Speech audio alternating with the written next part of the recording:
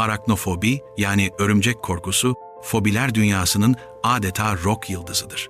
Pek çoğumuzun "aman canım ben de sevmem" dediği bu durum, araknofobisi olan biri için tam bir kabus senaryosudur. Onlar için duvarda yürüyen minicik bir örümcek, odanın ortasında duran bir canavarla eşdeğerdir.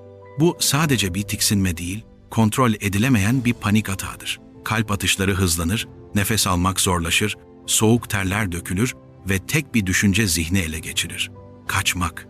Bu kişiler bodrum katlarına inmekten, tavan aralarını temizlemekten, hatta kamp yapmaktan bile sırf bir örümcekle karşılaşma ihtimali yüzünden kaçınabilirler. Ayakkabılarını giymeden önce içini kontrol etmeleri, onlar için bir hayatta kalma ritüelidir. Sosyal fobi ya da diğer adıyla sosyal anksiyete bozukluğu sadece utangaçlık demek değildir.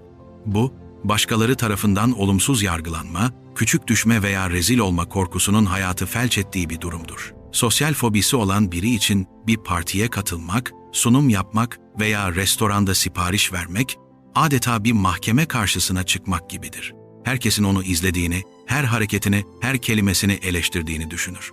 Fiziksel belirtiler de cabasıdır. Yüz kızarması, titreme, terleme, mide bulantısı, bu korku o kadar yoğun olabilir ki kişi sosyal ortamlardan tamamen izole olmayı tercih edebilir. İş ve okul hayatı, arkadaşlık ilişkileri bu durumdan ciddi şekilde etkilenebilir. Aerofobi yani uçuş korkusu, modern dünyanın en yaygın fobilerinden biridir. Uçağın yerden havalandığı o an, aerofobik bir birey için kontrolü tamamen kaybettiği bir dehşet anıdır. Türbülans sırasında yaşanan en ufak bir sarsıntı bile zihinlerinde uçağın düşmek üzere olduğu senaryolarını canlandırır. Bu kişiler uçağın mekanik seslerinden, kabin ekibinin yüz ifadelerinden, hatta diğer yolcuların en ufak bir endişesinden bile anlamlar çıkarırlar. Uçuş öncesi haftalarca süren bir kaygı, uykusuz geceler ve uçuş sırasında yaşanan tam teşekküllü bir panik atak bu fobinin bir parçasıdır. Bu durum iş seyahatlerini veya tatil planlarını imkansız hale getirebilir. Kişiyi adeta yere hapsedebilir. Agorafobi genellikle yanlış anlaşılan bir fobidir. Sadece açık alan korkusu değil, asıl olarak panik atak geldiğinde kaçmanın veya yardım almanın zor olacağı yerlerden veya durumlardan korkmaktır. Kalabalık bir alışveriş merkezi, uzun bir köprü, toplu taşıma araçları veya sinema salonu gibi yerler, agorafobisi olan biri için birer tuzak gibidir. Ya burada bayılırsam ve kimse yardım etmezse, ya bu kalabalıktan çıkamazsam gibi düşünceler zihni sürekli meşgul eder. Bu korku zamanla o kadar büyüyebilir ki kişi en güvenli yer olarak gördüğü evinden dışarı adım atamaz hale gelir. Agorafobi, kelimenin tam anlamıyla insanın dünyasını küçültür. Klostrofobi, kapalı ve dar alanlarda bulunma korkusudur. Asansörler, penceresiz odalar, tüneller, hatta kalabalık bir otobüsteki sıkışıklık bile bu fobiyi tetikleyebilir. Klostrofobik bir birey için duvarlar üzerine geliyor, hava bitiyor ve boğuluyor gibi bir his oluşur.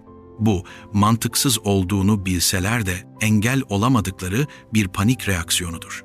Kaçış yolunun olmaması düşüncesi bu paniği daha da körükler.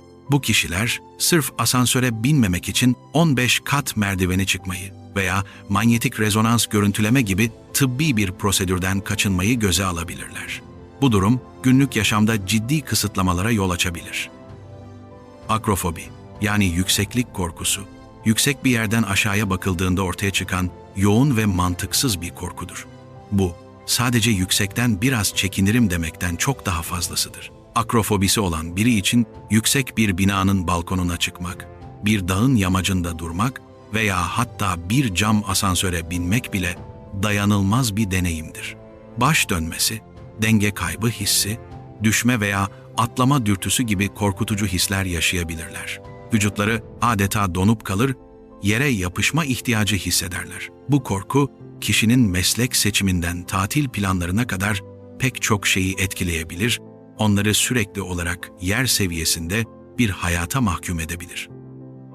Kainofobi, köpeklere karşı duyulan aşırı ve mantık dışı korkudur. Bu fobiye sahip, bir kişi için tasmalı ve sahibiyle sakince yürüyen küçücük bir köpek bile büyük bir tehdit algısı yaratabilir. Yolda bir köpekle karşılaştıklarında anında yönlerini değiştirir. Kalp atışları hızlanır ve nefesleri kesilir. Bu korkunun temelinde genellikle çocuklukta yaşanan kötü bir deneyim yatsa da bazen hiçbir belirgin sebep olmayabilir. Kaynofobisi olanlar, köpek sahibi olan arkadaşlarının evine gitmekten kaçınır, parklarda veya sokaklarda yürürken sürekli tetikte olurlar. Onlar için bir köpeğin havlaması, bir aslan kükremesi kadar korkutucu olabilir. Ofidiofobi, yılan korkusudur ve en yaygın hayvan fobilerinden biridir. Bu korku o kadar derindir ki, sadece gerçek bir yılanla karşılaşmak değil, televizyonda bir yılan görmek, bir fotoğrafa bakmak veya hatta yılan kelimesini duymak bile yoğun bir anksiyete ve tiksinti yaratabilir. Ofidiofobisi olan kişiler için yılanların sessizce ve kıvrılarak hareket etmesi, derilerinin dokusu ve potansiyel tehlikeleri onları birer kabus figürüne dönüştürür. Doğa yürüyüşleri, kamp aktiviteleri veya bahçe işleri gibi potansiyel olarak bir yılanla karşılaşabilecekleri her türlü ortamdan şiddetle kaçınırlar. Bu, atalarımızdan kalma bir hayatta kalma içgüdüsünün kontrolden çıkmış hali gibidir. Trypanofobi, iğne veya tıbbi enjeksiyon korkusudur. Bu fobiye sahip kişiler için kan aldırmak, aşı olmak veya serum taktırmak tam bir işkencedir. Sadece iğnenin batma anı değil, iğneyi görmek, hatta doktorun iğneyi hazırladığını düşünmek bile panik atağı tetikleyebilir. Soğuk terleme, baş dönmesi, mide bulantısı ve hatta bayılma gibi şiddetli fiziksel reaksiyonlar görülebilir. Trypanofobi, sadece bir korku olmanın ötesinde ciddi bir sağlık riskidir. Çünkü bu kişiler korkuları yüzünden gerekli tıbbi tedavilerden, aşılardan ve kontrollerden kaçınabilirler. Bu da basit bir sağlık sorununun bile büyümesine neden olabilir. Ailurofobi, kedilere karşı duyulan yoğun korkudur. Köpek korkusu kadar yaygın olmasa da yaşayanlar için oldukça gerçektir. Bu fobiye sahip biri için bir kedinin sessizce yanından geçmesi, bacağına sürtünmesi veya aniden kucağına atlaması kalp krizi geçirtecek kadar korkutucu bir olaydır. Kedilerin bağımsız doğası, keskin tırnakları, gece parlayan gözleri ve tahmin edilemez hareketleri bu korkuyu besleyen unsurlardır.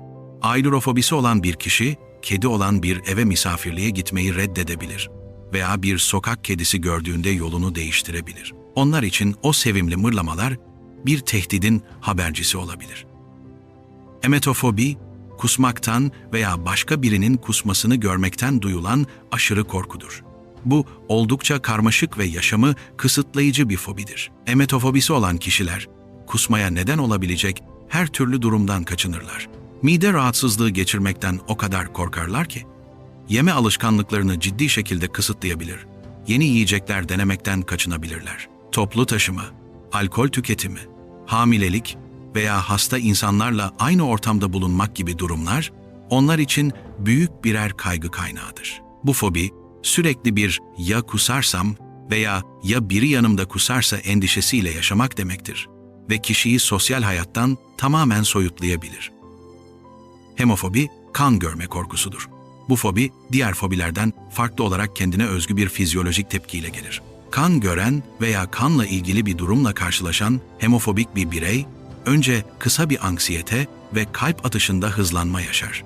Ancak hemen ardından kan basıncı ve kalp atış hızı aniden düşer. Bu durum, baş dönmesine, solgunluğa ve sıklıkla bayılmaya yol açar. Bu tepki, vücudun bir yaralanma durumunda kan kaybını en aza indirmek için geliştirdiği ilkel bir mekanizmanın aşırıya kaçmasıdır. Hemofobisi olanlar, sadece kendi kanlarından değil, filmlerdeki kan sahnelerinden veya başkasının yaralanmasından bile etkilenebilirler. Niktofobi, karanlıktan veya geceden duyulan yoğun korkudur.